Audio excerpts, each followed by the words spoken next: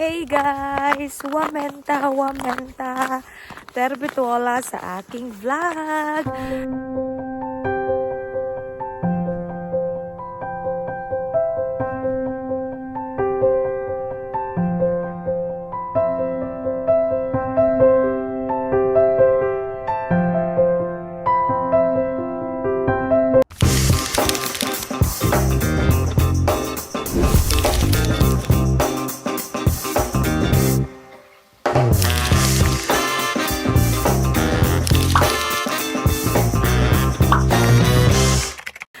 Today is Thursday. It's 6:30 in the morning here in Lapland.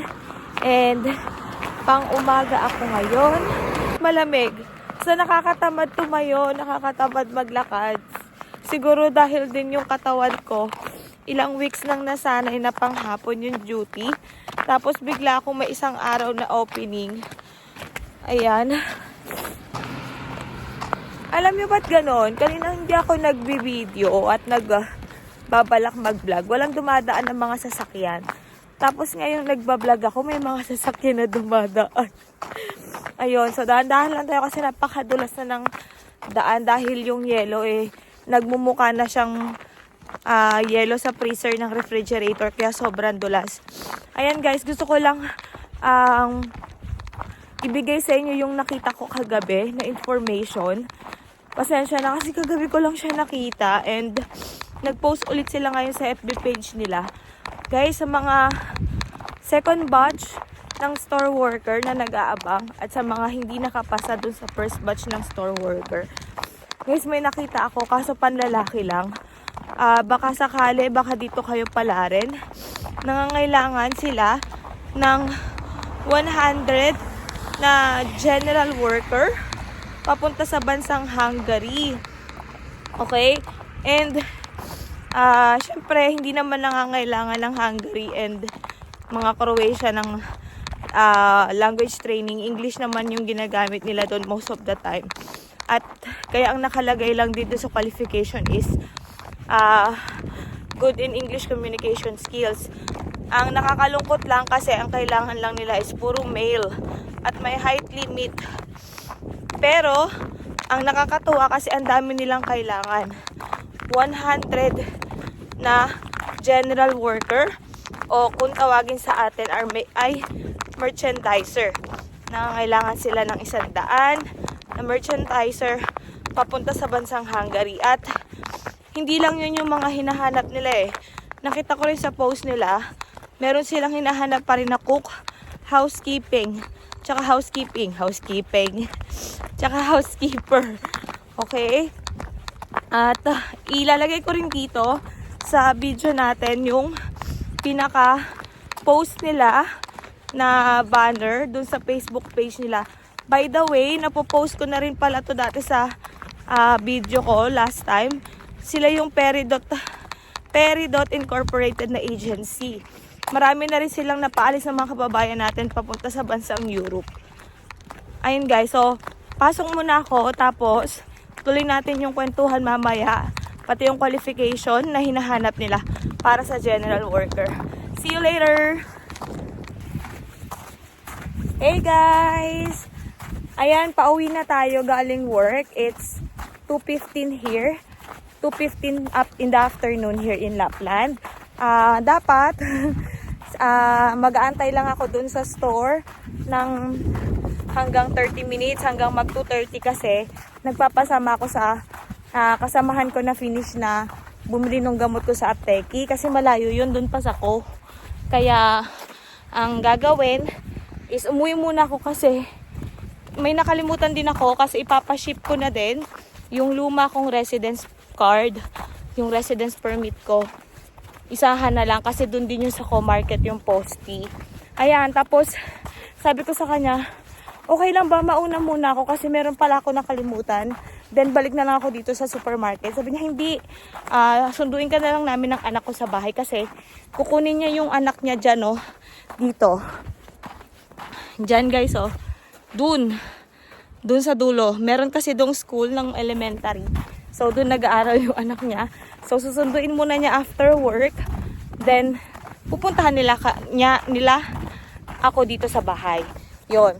Yung video pala na to guys, ituloy natin yung pinag-usapan natin kaninang umaga nung bago ako pumasok, na yung mga hindi pinalad papunta dito sa Finland na nag-apply sa position ng store worker guys. Grabe, nakita ko kagabi lang. Sorry kasi March 28 na kagad yung walk-in interview nila. Pero I think pwede pa naman kayong humabol kinabukasan agad pag pinost ko to. At 100 person naman yung kailangan nila. Yun nga lang problema, puro male lang. Ayan, tapos ayun nga, ulitin ko na naman, meron silang height limit na hinahanap, and ang nakalagay doon sa position na yun siguro yung na-approve sa DMW is general worker. Pero sa atin, kung tawagin yung position na yun is merchandiser.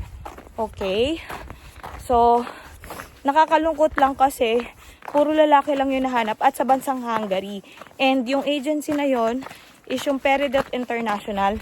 Ilalagay ko rin yung link ng FB page nila sa description box ng video na to guys. Yan. So, malapit na tayo sa bahay. So, ayan na ang ating munting tahanan. And, kukunin ko lang yung susi sa aking bulsa. Sana guys, by this time, yung mga nasa second batch, applyan nyo kasi baka mamaya is dito kayo pala rin sa bansang Hungary kung yung hinahanap ng Peridot. And kasi gano'n naman talaga, di ba? Katulad nga ng paulit-ulit kong sinasabi, hindi ako pinalad sa bansang Japan. At mas dito ako nilagay ng ating Panginoon. So, malay natin, yung pagka-try natin is dito tayo makuha or dito tayo matanggap sa ipopost ko sa video na to. Ayan. Bakit na tayo? And, syempre, wala namang masama kung laging susubukan. Diba? Sabi ko nga sa inyo, kahit alam natin na medyo kulang yung qualification natin doon sa hinahanap nila, itry pa rin natin kasi magkakaalaman yan sa interview. Yan. Kaya, subok lang ng subok mga kababayan ko. Ito na tayo sa ating munting tahanan. Ayan guys, nakatulog ako ng kaunti. So, pagdating ko nung kanina galing bahay, umidlip ako kasi di ba nga yung pasok ko ng ilang araw ay panghapon. Tapos, bigla ako nag-morning. So, dun pa lang sa store, antok na talaga ako. Nakikita ng customer, humihikab ako, natatawa sila sa akin. Ayan, so tuloy natin yung usapan natin about nga dun sa hiring ng Peridot International habang ako ay nagmimerienda, nagkakape at ayan, yogurt at tinapay at palaman. Yan. So, peanut butter. Ayan, so ayun nga, nakakatuwa lang kasi nagkaroon ng hiring na para sa supermarket ang Peridot International. Pero ang mapupuntahan nga lang na bansa ay Hungary. Pero Europe pa rin yun guys, kaya okay pa rin doon at least, 'di ba, makakaalis na tayo ng bansa, yung mga nangangarap na makapag-abroad. Medyo sad lang kasi lalaki lang yung kailangan nga nila. And ito yung mga requirements, ito yung mga qualification na kailangan nila. So, sinulat ko siya para ipopost ko rin dito yung banner o yung post ng Peridot at saka yung FB page nila. So, they're looking for general worker. General worker nga, sabi ng gaya nga ng sabi ko, yun yung na-approve siguro sa DMW na name ng position. Pero yan ay merchandiser lang din. Siyempre, male, 100 yung kailangan nila. Meron silang minimum na height limit of 160 cm. High school graduate or vocational. Then must have at least 2 years experience of merchandiser in supermarket or retail supermarket. Computer literate and good English communication skills. So, ayan guys yung mga qualification na hinahanap nila for general worker. Male, 100 yung kailangan nilang tao na sigurong ipapadala sa Hungary. But, Guys, hindi lang yan yung hinahanap nila sa ngayon. May bagong post din sila na kailangan ulit sila ng machine operator at patuloy pa rin sila naghahanap ng mga housekeeper na couple or siblings. Yun nga lang, kailangan may NC2 kayo na certificate. Parang isa plus pala yun. It's a plus na meron kayong NC2 certificate para sa housekeeping. And nangangailangan din sila ng butcher para sa Austria. So, Europe din yung guys. Ayan, so, siguro mas mabuti na i-check nyo na lang yung kanilang FB page. Ilalagay ko dito at ilalagay ko rin yung link sa description box.